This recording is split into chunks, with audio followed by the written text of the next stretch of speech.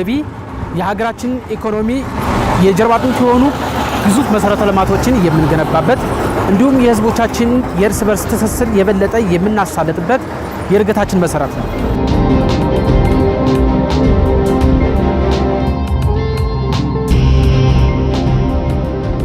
ገቢያችን ለኢኮኖሚ እድገታችን ጉልበት፣ ለወጣቶች የስራ ዕድል ፈጠራና ለንግዱ ማህበረሰብ ደግሞ አስተማማኝ ጋሻ ነው።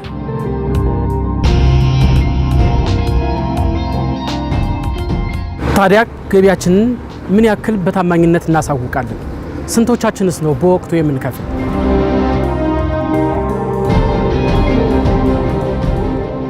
ለመሆኑ የ2018 በጀት ዓመት የገቢ አሰባሰባችን ምን ይመስላል?